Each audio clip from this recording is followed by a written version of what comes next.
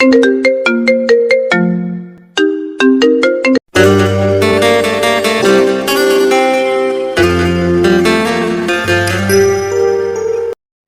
নতুন ভালোবাসার গল্প পেতে আমাদের চ্যানেলটি সাবস্ক্রাইব করে পাশে থাকা বেল আইকনে ক্লিক করুন। ধন্যবাদ। ছাড়ো আমাকে। আরে এটা তুমি কি করলে? তুমি এভাবে আমাকে কিস করলে কেন? দেখতেই পাচ্ছ আমি তোমাকে কিস করছি, তাহলে আবার তুমি জিজ্ঞেস করছো কেন আমি কি করছি? হ্যাঁ, আমি তো তোমাকে সেটাই জিজ্ঞাসা করলাম, তুমি এভাবে আমাকে কিস করলে কেন? আমাকে কিস করার কারণটা কি? কতবার বলবো তোমাকে, তোমাকে আমি ভালোবাসি, কিন্তু তুমি তো আমার কথা শোনোই না। তাই আর কি করব, আমি নিজে একতরফাই তোমাকে ভালোবাসি। দেখো আপু, আমি তোমাকে শেষবারের মতো বলছি, তুমি আমার সঙ্গে আর এরকম করবে না। তুমি যদি নেক্সট টাইম আর কখনো আমার সঙ্গে এরকম করো, তাহলে কিন্তু আমি তোমার বাবা মায়ের সঙ্গে এই বিষয়ে কথা বলবো। আর তুমি যাতে আমাদের বাড়িতে কখনোই না আসতে পারো, আমি সেই বন্দোবস্ত করব। সে তোমার যা ইচ্ছা হয় তুমি তাই করতে পারো, তাতে আমার কোনো সমস্যা নেই। কিন্তু একটা কথা আমি তোমাকে পরিষ্কার জানিয়ে দিয়েছি, তুমি যাই কিছু করো না কেন, কিন্তু তাতে কোনো লাভ হবে না। কারণ একটা কথা তুমি খুব ভালো করেই জানো, আমি আমার বাবা মায়ের একমাত্র আদরের রাজকন্যা। আমার বাবা মায়ের কাছে আমি কোনো কিছু চেয়ে পাইনি, সেটা কখনো হয়নি। হ্যাঁ, সেসব আমি খুব ভালো করেই জানি, কিন্তু তাই বলে তুমি তোমার বান্ধবীর ছোট ভাইয়ের সঙ্গে এসব কিছু করতে পারো না। তোমার বান্ধবীর ছোট ভাই মানে তোমারও ছোট ভাই। দেখ, একদম আমার সঙ্গে এসব হাদিস দেখাতে আসবি না। আমি এসব হাদিস শুনতে পছন্দ করি না, সেটা তুই খুব ভালো করেই জানিস। তাই আমি তোকে শেষবারের মতো বলছি, কখনোই আমার সঙ্গে এসব হাদিস বলতে আসিস না, তাহলে কিন্তু তোর সঙ্গে খারাপ ছাড়া ভালো কিছু হবে না। আমার সঙ্গে ভালো হবে নাকি খারাপ হবে সেই বিষয়ে আমি কোনো চিন্তা করি না, কিন্তু তুমি আমার বড় বোনের বান্ধবী, তুমি আমার সঙ্গে এসব কিছু করতে পারো না। সমাজে আমাদের একটা রেপুটেশন আছে। আচ্ছা শোন, আমাকে সব সময় এত জ্ঞান দিস না। কোথায় কি করতে হবে আর কোথায় কি করতে হবে না হবে সব কিছু তোর চাইতে আমি খুব ভালোই জানি। দেখ, আমি শুরু থেকেই তোকে বলছি যে আমি তোকে ভালোবাসি, কিন্তু তুই আমার কথার কোনো পাত্তাই দিচ্ছিস না। কেন বলতো? আমি দেখতে খারাপ নাকি অশিক্ষিত, নাকি আমার বাবার অর্থ সম্পদ নেই? কোন দিক থেকে তোর সমস্যা তুই সেটাই আমাকে বল। কোনো দিক থেকে কোনো সমস্যা নেই, সমস্যা শুধু একটাই, সেটা হলে তুমি আমার চাইতে বয়সে বড়। আর সবচাইতে বড় কথা হলো তুমি আমার বড় বোনের বান্ধবী, আমার নিজের বোনের মতোই। তাই আর যাই হোক, বোনের সঙ্গে তো আর প্রেম করা যায় না, তাই না? তাছাড়া তুমি খুব ভালো করে জানো আমি একটা মেয়েকে পছন্দ করি, তার সঙ্গে আমি 2 বছরের রিলেশনে আছি। সেই সব কিছু এই যুগে কোনো ব্যাপার না। এই যুগের ছেলেমেয়েরা প্রেম করবে না তো কি প্রেম করবে, ওই সব নিয়ে আমার কোনো মাথা ব্যথা নেই। তুই যদি 10টা মেয়ের সঙ্গে প্রেম করে থাকিস তাতে আমার কোনো সমস্যা নেই। এখন থেকে তুই আমার, আমি শুধু সেটাই জানি, তোকে ভালোবাসার অধিকার শুধু আমারই এখন। এই কথা বলতে বলতে নেহা আবার নীলের দিকে এগোচ্ছিল, কিন্তু নীল কোনো রকমের সেখান থেকে বাঁচিয়ে নিয়ে রুম থেকে ছুটে পালালো। সে সিঁড়ি দিয়ে নিচে নামছিল, এমন সময় তার বড় বোন সামনে এসে দাঁড়ায় আর তাকে বলে, কি ব্যাপার ভাই, কি হয়েছে তোর? তোকে এরকম দেখাচ্ছে কেন? আর এভাবে দৌড়ে সিঁড়ি দিয়ে নামছিস কেন? পড়ে গেলে পা ভেঙে যাবে তো। আপু প্লিজ, তুই আমাকে বাঁচা, আমি তোর বান্ধবীকে নিয়ে আর পারছি না। এই মেয়েটা আমার জীবনটাকে একদমও চেষ্টা করে তুলেছে, তুই প্লিজ আমাকে বাঁচা। হ্যাঁ সেটা না হয় বুঝলাম, কিন্তু কি হয়েছে সেটা তো আমাকে বল। নেহা তোকে কি বলেছে? তোর বান্ধবী আজ আমাকে, আমি বলতে পারবো না, আমার লজ্জা করে। তুই তোর বান্ধবীকে জিজ্ঞাসা করিস, তোর বান্ধবীকে তুই আজ স্পষ্ট বলে দিবি সে যেন আর কোনোদিন আমাদের বাড়িতে না আসে। আর যদি সে কখনো আমাদের বাড়িতে আসে তাহলে কিন্তু আমি বাড়ি ছেড়ে চলে যাব, এই বাড়িতে আমি থাকবো না। তোর যে কোনোদিন আঙ্কেল জ্ঞান হবে, আমি সেটা বুঝতেই পারি না। নেহা তোর সঙ্গে একটু মজা করে আর তুই সেটাকে কিভাবে সিরিয়াসলি নিস কেন, আমি সেটাই বুঝতে পারি না। নেহা সবসময় এরকম করে, তাই তোর সঙ্গে একটু ফাজলামো করে। আপু, এটা কোন ধরনের ফাজলামো? আমি সত্যি বুঝতে পারি না, যেখানে তোর বান্ধবী খুব ভালো করেই জানে আমার একটা গার্লফ্রেন্ড আছে, তার সঙ্গে আমি 2 বছর ধরে রিলেশনে আছি। আমার গার্লফ্রেন্ড যদি এই সব কিছু জানতে পারে তাহলে কি হবে সেটা তুই নিজে নিজে ভেবে দেখেছিস? হ্যাঁ সেই সব কিছু আমি অনেকদিন আগেই ভেবে দেখেছি, কিন্তু তোকে একটা কথা বলতে চাই। দেখ, আমার বান্ধবী কিন্তু মেয়ে হিসেবে খারাপ না, তুই তার সঙ্গে প্রেম করলে করতে পারিস। আপু হয়েছে অনেক বলেছিস, তোকে আর বলতে হবে না। তুই আমার বোন নাকি শত্রু আমি সেটাই বুঝতে পারছি না। নিজের ভাইকে কেউ তার বান্ধবীর সঙ্গে প্রেম করতে লেলিয়ে দেয়, সেটা আমার সত্যিই জানা ছিল না। তোর মতো বোন যদি আমার জীবনে না থাকতো তাহলে হয়তো আমি এরকম অভিজ্ঞতার সম্মুখীন হতে পারতাম না। আল্লাহ তাআলাকে অশেষ ধন্যবাদ যে তোর মতো একটা বোন আমাকে দান করেছিল। হ্যাঁ, এখন একটা কাজ কর, আমি তোর নাস্তা রেডি করে রেখেছি, তাড়াতাড়ি খেয়ে তারপর কলেজে চলে যা। আমি নাস্তা করে নিয়েছি আর আমারও ভার্সিটির সময় হয়ে গেছে। এখন আর তোর সঙ্গে কথা বলে সময় নষ্ট করার মতো সময় আমার হাতে নেই কিন্তু। শোন, আমি তোকে একটা কথা শেষবারের মতো বলে দিচ্ছি। তুই যদি তোর বান্ধবীকে সাবধান না করিস তাহলে কিন্তু তুই যে রিফাত ভাইয়ার সঙ্গে সম্পর্কে আছিস সেটা কিন্তু আমি আব্বু আম্মুকে বলে দেব। তুই যদি এই কাজটা করতে তাহলে আমার খুব উপকার হতো। প্লিজ ভাই, কর না এই কাজটা। আমি তো আমার ভালোবাসার কথা আব্বু আম্মুকে বলতে পারছি না, তাই তুমি বলে দিলে অনেক বড় উপকার হবে। দয়া করে আমার ভাই হিসেবে তুই এই কাজটা কর না ভাই। নীল তখন খুব ভালোভাবেই বুঝতে পারলো এভাবে থ্রেড দিয়ে কোনো কাজ হবে না, যা করার তাকে ঠান্ডা মাথায় করতে হবে। তাই সে তার বোনের সঙ্গে আর কোনো কথা না বলে চুপচাপ নাস্তার টেবিলে চলে যায়। তারপর আর নাস্তা শেষ করে রেডি হয়ে কলেজে চলে যায়। আর এদিকে রিমি আর নেহা দুজন অনেকক্ষণ আগেই ভার্সিটিতে চলে এসেছে। ক্যাম্পাসে বসে বসে রিমি আর নেহা গল্প করছে। তখন রিমি নেহাকে বলে, আচ্ছা দোস্ত, তোকে একটা কথা বলার আছে।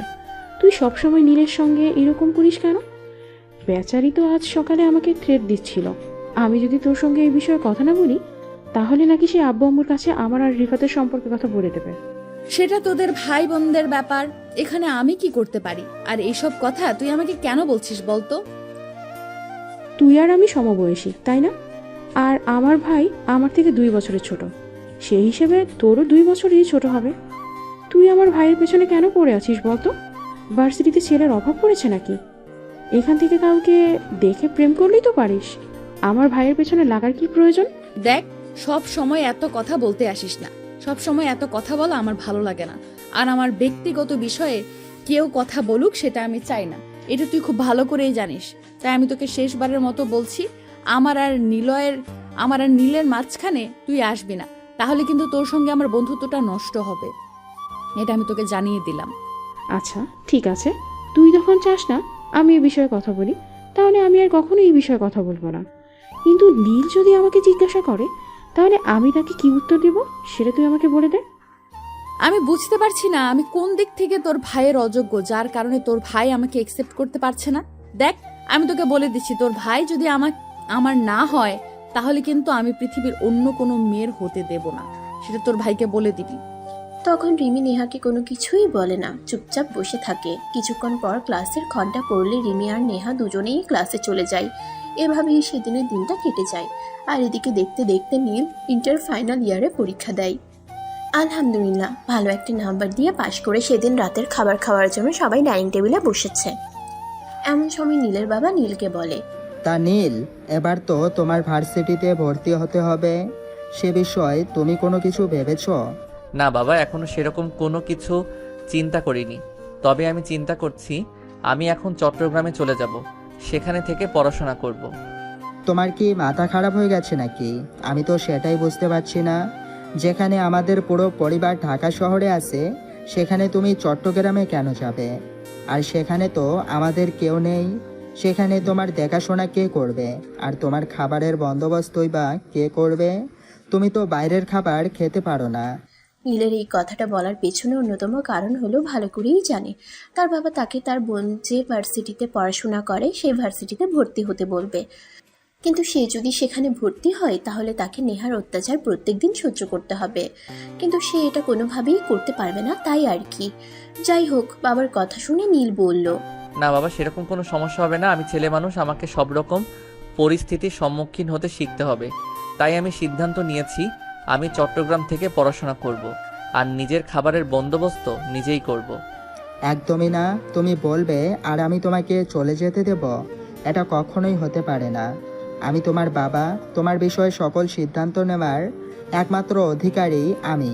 তাই আমি তোমাকে যেটা বলবো তোমাকে সেটাই শুনতে হবে। তোমার চট্টগ্রাম যাওয়া চলবে না, তোমাকে ঢাকায় থাকতে হবে এবং এখানে থেকেই পড়াশোনা করতে হবে। দেখো বাবা, আমি তোমার ছেলে, আমার মতামতটা কেউ তো তোমাকে গুরুত্ব দিতে হবে। তাই বলছিলাম কি, আমি চট্টগ্রামে থেকেই পড়াশোনা করি। তাছাড়া এটা আমার একটা স্বপ্ন। আমি শহরের বাইরে থেকে, বাবা মায়ের থেকে আলাদা থেকে নিজের সব কিছু নিজে কন্ট্রোল করে তারপর আমার পড়াশোনা চালাবো। তুমি এখনো অনেক ছোট, তোমার নিজের সিদ্ধান্ত নেওয়ার মতো বয়স হয়নি। তাই তুমি চাইলেও আমি তোমাকে এটা করতে দেব না। তোমাকে এখানেই থাকতে হবে। তাই আই অ্যাম সো সরি, তোমার এই কথাটা আমি রাখতে পারলাম না। তুমি আমাকে ক্ষমা করে দাও। আর রিমি, তোমাকে বলছি তুমি আগামীকালকেই তোমার প্রিন্সিপাল স্যারের সঙ্গে কথা বলে রাখবে। আমি আগামী পরশু দিনকে নিয়ে তোমাদের ইউনিভার্সিটিতে যাব। নীলকে তোমাদের ইউনিভার্সিটিতে ভর্তি করাবো। বাবার কাছ থেকে এই কথা শুনে নীলের মাথায় একদম আকাশ ভেঙে পড়ার মতো অবস্থা। সে তো কোনোভাবেই এই ইউনিভার্সিটিতে পড়াশোনা করবে না, কিন্তু সে তো তার বাবাকেও এই কথা বোঝাতে পারবে না, কারণ তার বাবা যেটা সিদ্ধান্ত নেন তিনি সেটাই করেন। এখন নীল কি করবে কিছুই ভেবে পাচ্ছে না, কারণ নেহা আর এই রিমি দুজনে একই ভার্সিটিতে পড়াশোনা করে। তোমার নীল যদি এই ইউনিভার্সিটিতে ভর্তি হয় তাহলে নেহার জ্বালাতন তাকে সহ্য করতে হবে, কিন্তু এই কথা সে তার বাবাকেও বলতে পারছে না। তাই সে তার বাবাকে বলে, বাবা প্লিজ তুমি দয়া করে আমার সঙ্গে এরকমটা করো না। আমি তোমাকে যেটা বলছি তুমি সেটা বোঝার চেষ্টা করো। আমি এখানে পড়াশোনা করতে পারবো না। আমার ভালো লাগে না ঢাকা শহরে।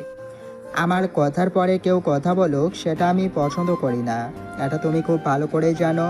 তাই আমি তোমাকে শেষবারের মতো বলছি, আমি তোমাকে যেটা বলছি তোমাকে সেটা মেনে নিতে হবে, এর অন্যতা হবে না। আপু প্লিজ তুমি বাবাকে একটু বুঝিয়ে বলো আমি এখানে পড়াশোনা করতে চাই না। প্লিজ প্লিজ একটু বাবাকে বলো আমি চট্টগ্রাম থেকে পড়াশোনা করতে চাই, নয়তোবা অন্য কোনো শহরে। দেখ, বাবার মুখের উপর আমি কখনো কথা বলিনি, সেখানে তুমি কথা বলবে এটা আমার কল্পনার বাহিরে ছিল। যাই হোক, তারপরও আমি তোকে যেটা বলছি সেটা শোন। বাবা যেটা সিদ্ধান্ত নিয়েছে চিন্তা ভাবনা করেই সিদ্ধান্ত নিয়েছে, তাই আমি বললাম বাবার সিদ্ধান্তকে সম্মান করা উচিত। তার মানে হলো আপু তুইও আমাকে কোনো সাহায্য করবি না, তাই তো? আচ্ছা ঠিক আছে, আমিও দেখি তোরা কে আমার সঙ্গে কতটুকু করতে পারিস। আল্লাহ পাক আমাকে ধৈর্য দান করুক। হ্যাঁ সেটাই, এখন কথা না বলে তাড়াতাড়ি খাবারটা শেষ কর, রাত অনেক হয়েছে, ঘুমাতে হবে। তখন কেউ আর কোনো কথা না বলে চুপচাপ যে যার যার মতো খাওয়া দাওয়া শেষ করে নিজেদের রুমে চলে গেল। এরপর চলে গেল আরো 2 দিন। সেদিন সকালবেলা ঘুম থেকে উঠেই নীলের বাবা নীলকে ডাকতে থাকে। এই নীল, নীল, তুমি এখনো ঘুমাচ্ছ কেন? তোমাকে তো সেদিনই বলেছিলাম আজ তোমাকে ইউনিভার্সিটিতে ভর্তি করাতে নিয়ে যাব, কিন্তু তুমি এত বেলা পর্যন্ত ঘুমাচ্ছ কেন? বাবা প্লিজ আমি তোমাকে শেষবারের মতো রিকোয়েস্ট করে বলছি, আমাকে তুমি এই ইউনিভার্সিটিতে ভর্তি করিও না। এখানে পড়াশোনা করতে আমার একদমই মন চাইবে না। তাই আমি তোমাকে শেষবারের মতো রিকোয়েস্ট করে বলছি, তুমি আমাকে অন্যত্র ভর্তি করানোর চিন্তা করো। তোমার সাহস দেখে আমি অবাক না হয়ে পাচ্ছি না। যেখানে তোমার বোন থেকে শুরু করে তোমার মা আমার মুখে মুখে কথা বলে না, সেখানে তুমি আমার মুখে মুখে কথা বলছো আর আমার সঙ্গে তর্ক করছো। এটা তো আমি জাস্ট ভাবতেই পাচ্ছি না। তুমি ঠিক 30 মিনিটের মধ্যে ফ্রেশ হয়ে রেডি হয়ে নিচে আসবে, তারপর আমি তোমাকে নিয়ে ইউনিভার্সিটিতে ভর্তি করাতে যাব। এটাই আমার শেষ সিদ্ধান্ত। এরপর আমি আর কোনো কথা শুনতে চাই না। তখন নীল খুব ভালোভাবেই বুঝতে পারে তার সামনে আর কোনো রাস্তা খোলা নেই। এখন থেকে তার বাবার কথাই মেনে নিতে হবে। তাই সে চুপচাপ বিছানা থেকে নেমে ফ্রেশ হতে চলে যায় আর 20 মিনিটের মধ্যেই রেডি হয়ে নিচে আসে নাস্তা করার জন্য। নাস্তা করতে করতে রিমি বলে, আব্বু তুমি নীলকে নিয়ে বাইকে করে চলে যাও, আমি গাড়িতে করে নেহাকে নিয়ে তারপর ভার্সিটি যাব। নেহা প্রতিদিনই ভার্সিটি যাবার সময় আমার জন্য অপেক্ষা করে, আমি তাকে প্রতিদিনই ভার্সিটি যাবার সময় তুলে নিই। আচ্ছা ঠিক আছে, কোনো সমস্যা নেই, যেভাবে মন চায় সেভাবে যাও। আমাদের তো আর গাড়ি বা বাইক কোনোটাই অভাব নেই। যার যেটা ভালো লাগে সেটাই করে যাবে। এখানে আবার বলার কি আছে বল? তখন রিমি আর কোনো কথা না বলে নাস্তাটা শেষ করে আর নাস্তা শেষ হলে রেডি হয়ে বাসা থেকে বেরিয়ে পড়ে ভার্সিটি যাওয়ার উদ্দেশ্যে। অপরদিকে নীল তার বাবার সঙ্গে ভার্সিটিতে অ্যাডমিশন নিতে এসেছে। প্রিন্সিপাল স্যারের সঙ্গে কথা বলে তার বাবা তাকে ভার্সিটিতে অ্যাডমিশন করিয়ে দেয়। এদিকে তার বাবা ভার্সিটি থেকে বের হয়ে যায় আর রিমি আর নেহা দুজন ইউনিভার্সিটিতে প্রবেশ করে। ভার্সিটিতে প্রবেশ করতেই নেহার চোখ নিজের উপর পড়ে, আর সে সেখান থেকে দৌড়ে গিয়ে নীলের সামনে দাঁড়ায় আর তাকে বলে, কি ব্যাপার জান পাখি, শুনলাম নাকি তুমি এত কিছু করেও অন্য কোথাও যেতে পারলে না, শেষমেশ আমার ভার্সিটি অ্যাডমিশন নিতে হলো। এখন থেকে তো সারাক্ষণ তোমাকে আমার সামনেই থাকতে হবে। হ্যাঁ, সেটা তো আমিও সারাক্ষণ মনে মনে ভাবছি। এখন থেকে একটা পেতনির সামনেই আমাকে সারাক্ষণ থাকতে হবে, আর পেতনিটা সারাক্ষণ আমাকে জ্বালাবে। আজ তো শাকচুন্নি একটা দেখলেই গা ঘিনঘিন করে। আমি তো এটাই ভাবতে পারছি না এখানে আমি পড়াশোনাটা করব কি করে। নীল, এটা কিন্তু একদম ঠিক হচ্ছে না। তুমি কিন্তু যথারীতি আমাকে অপমান করছো। এই অপমান কিন্তু আমি কোনোভাবেই সহ্য করব না, এটা তোমাকে বলে দিলাম। আমার কথা যদি আপনার সহ্য না হয় তাহলে আপনি যা ইচ্ছে তাই করতে পারেন, আমার কোনো আপত্তি নেই। তবে আপনার মতো একটা শাকচুন্নি আর আমি কি সহ্য করা আমার পক্ষে কোনোভাবেই পসিবল নয়। এই কথা বলে নীল সেখানে আর এক মুহূর্তও দেরি না করে সেখান থেকে সোজা নিজের ক্লাসরুমে চলে গেল, কারণ সে খুব ভালো করেই জানে এখানে বেশিক্ষণ টিকা যাবে না, এখানে বেশিক্ষণ কাটালে উল্টাপাল্টা কিছু হয়ে যেতে পারে। এদিকে নীল চলে যেতেই নেহা রিমিকে বলতে থাকে, দেখ রিমি, তোর ভাই কিন্তু একটু বেশি বাড়াবাড়ি করছে। তোর ভাইকে তুই একটু বুঝিয়ে বল, তা না হলে কিন্তু আমি কি করব তার কিন্তু কোনো ঠিক নেই। দেখ, তোদের মধ্যে থাকার কোনো ইচ্ছা আমার নেই। তোদের চাইছে তারা তাই করতে পারিস, তাতে আমার বিন্দুমাত্র মাথা ব্যথা নেই। আর এইসব বিষয় যদি আমাকে ইনভলভ না করিস তাহলে আমি সবচেয়ে বেশি খুশি হব। বুঝতে পেরেছিস আশা করি। তারপর দুজনে মিলে ক্লাসরুমে চলে গেল। এভাবেই কাটতে থাকলো দিনকাল। নেহার অত্যাচার নীলের উপর ইদানিং বেড়েই চলেছে। সেদিন তো নীল কলেজ ক্যাম্পাসে প্রকাশ করছিল, এমন সময় কোথা থেকে নেহা দৌড়ে এসে নীলকে জড়িয়ে ধরে। এটা দেখে নীল একটু বেশি ক্ষেপে যায় আর নেহাকে নিজের থেকে ছাড়িয়ে ঠাস ঠাস করে তার গালে পিঠে বসিয়ে দিয়ে বলতে থাকে, এই মেয়ে, কি সমস্যা আপনার? আপনার কি ছেলে মানুষ দেখলে কোনো হুঁশ থাকে না নাকি? আপনাকে আমি কতবার বলবো আপনাকে আমি একদম সহ্য করতে পারি না, কিন্তু তারপর আপনি বেহায়ার মতো আমার পিছনে পড়ে আছেন কেন বলেন তো? শুধুমাত্র আপনার কারণে আমি আমার পরিবার ছেড়ে চিটাগাং চলে যেতে চেয়েছিলাম, সেখান থেকে পড়াশোনা করব বলে, কিন্তু আমার বাবার কারণে সেটা হয়ে উঠল না। এই কথাটা বলে নীল রাগে ফুসফুস করতে থাকলো। তখন নেহা কাঁদতে কাঁদতে বলল, নীল, তোমাকে আমি অনেক বেশি ভালোবেসে ফেলেছিলাম, যার কারণে তোমাকে দেখলে আমি আবেগপ্রবণ হয়ে যেতাম। তোমাকে চোখের সামনে দেখলে আমি আর নিজেকে কোনোভাবে ঠিক রাখতে পারতাম না, তাই তো বারবার তোমার কাছে ছুটে আসতাম। কিন্তু তুমি আমার সঙ্গে এরকম আচরণ করবে এটা কোনোদিন আমি কল্পনাও করিনি। যাই হোক, যেটা করেছো ভালোই করেছো। তুমি একটা বিষয় নিশ্চিত থাকো, আজকের পর নেহা কোনোদিনও তোমার সামনে এসে দাঁড়াবে না। হ্যাঁ, আমিও তো সেটাই চাই। আপনি কোনোদিন আমার সামনে আসেন না, দাঁড়ান, কারণ আপনার মতো শাকচুনি মার্কা একটা মেয়েকে আমি সহ্য করতে পারি না। আপনি যদি এই ভার্সিটিতে থাকেন তাহলে আমার পড়াশোনা হবে না, তার চেয়ে ভালো আপনি এখান থেকে চলে যান, আমিও শান্তিতে পড়াশোনাটা করি।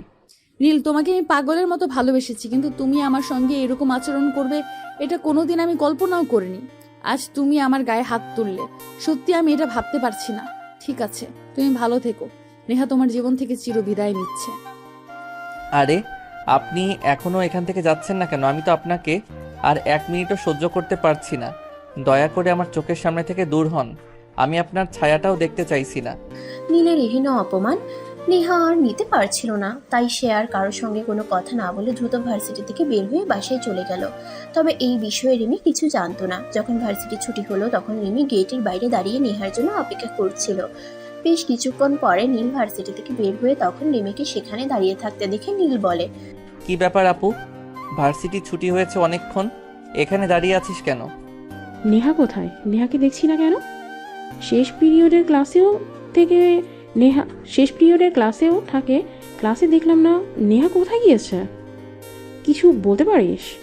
ভার্সিটি ছুটির পর অনেকক্ষণ ধরে নেহাকে খুঁজছি, কিন্তু কোথাও তাকে খুঁজে পাচ্ছি না। কি বলিস? নেহা কোথায় গেল? সে তো কখনোই এমন করে না। আচ্ছা ঠিক আছে, একটা কাজ কর, তুই নেহার নাম্বারে ফোন দিয়ে দেখ নেহা কোথায় গেছে। তখন রিমি আর এক মুহূর্তও দেরি না করে সঙ্গে সঙ্গেই নেহার নাম্বারে ফোন দেয়, কিন্তু নেহার নাম্বার সুইচ অফ বলছে। এই কথাটা শোনা মাত্রই নীলের মাথা ঘুরতে শুরু করেছে।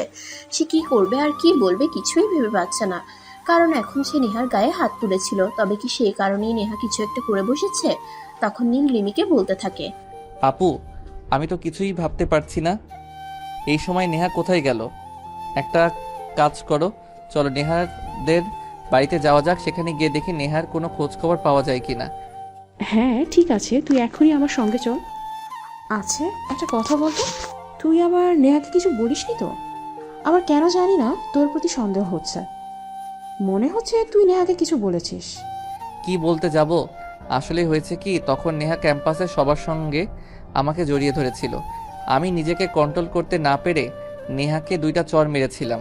বলেছিলাম আমার চোখের সামনে থেকে দূর হয়ে যেতে।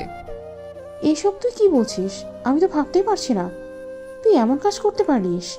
তুই জানিস নেহা কষ্ট পেলে নিজেকে কতটা কঠিন করতে পারে? এক্ষুনি বাইক স্টার্ট কর, আমাকে নেহাদের বাড়িতে নিয়ে যাবি, গিয়ে দেখে নেহা কি করছে। আমি তো ভাবতেই পারছি না এসব কিছু। তখন নীল আর কোনো কথা না বলে চুপচাপ সঙ্গে সঙ্গেই বাইক স্টার্ট দিল, আর কিছুক্ষণের মধ্যে নেহাদের বাড়িতে এসে পৌঁছালো। 2-3 বার কলিং বেল চাপ দেওয়ার পর মধ্যবয়সী একজন মহিলা এসে দরজা খুলে দিলেন। তাকে সালাম দিয়ে জিজ্ঞাসা করলো, আসসালামু আলাইকুম আন্টি, আমি রিমি, নেহার বন্ধু। নেহা কি বাড়িতে আছে? আসলে ভার্সিটি ছুটির পর তাকে কোথাও খুঁজে পাচ্ছিলাম না, আর তার ফোনে ফোন দিয়েছি, ফোন সুইচ অফ বলছে, তাই আপনাদের বাড়িতে চলে আসা। আমি তো এই ব্যাপারে কিছুই বলতে পারবো না। নেহা যখন বাড়িতে এসেছিল তখন আমি জিজ্ঞাসা করলাম কি হয়েছে। সে বলল তার নাকি শরীর খারাপ লাগছে, তখন থেকে সে রুমে গিয়ে দরজা বন্ধ করে আছে।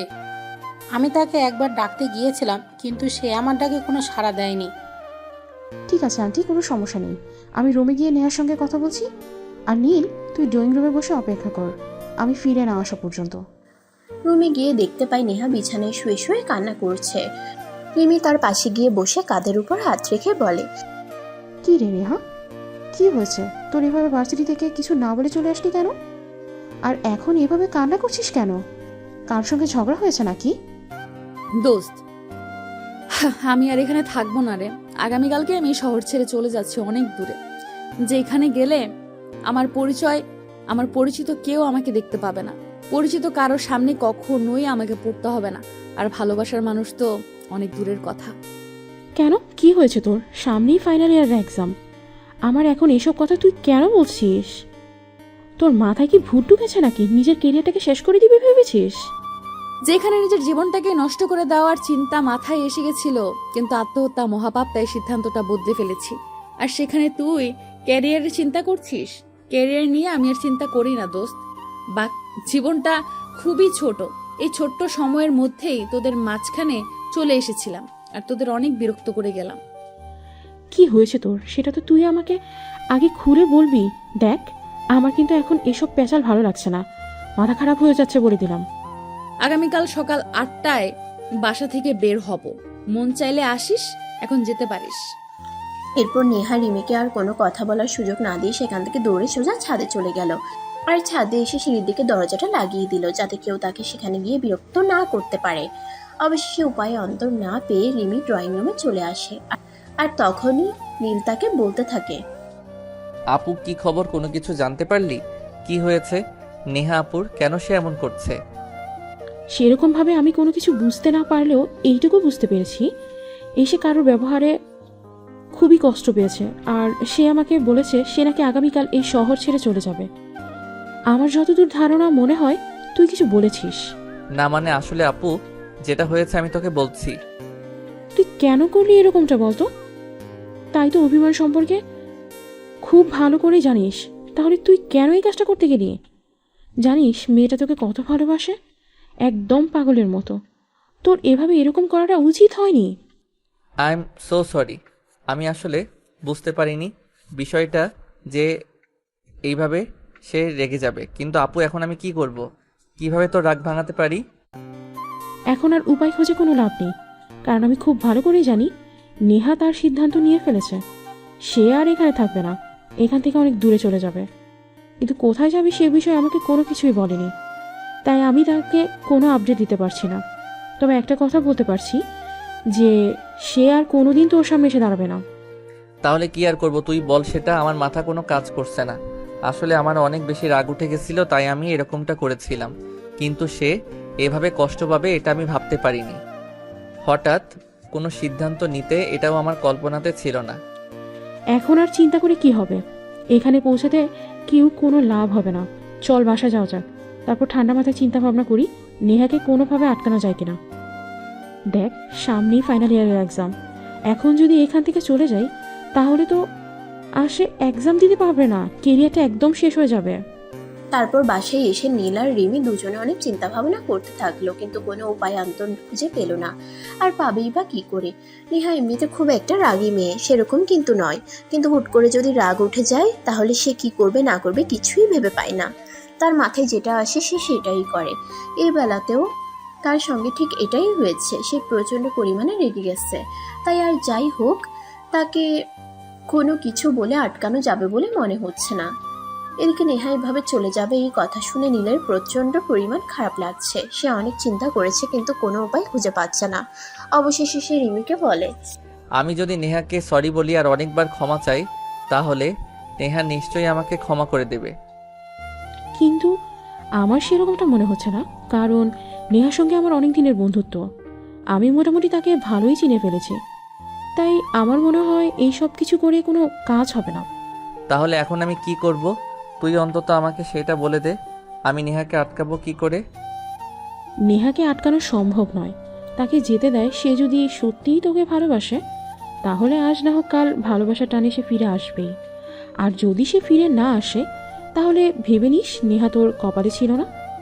তখন নীল আর কোনো কথা বলতে পারলো না, কারণ তার বলার মতো কিছুই ছিল না। সে কি বলবে? নেহা তো তাকে পাগলের মতো ভালোবেসেছিল, কিন্তু সে তো নেহার ভালোবাসাকে একদমই পাত্তা দেয়নি।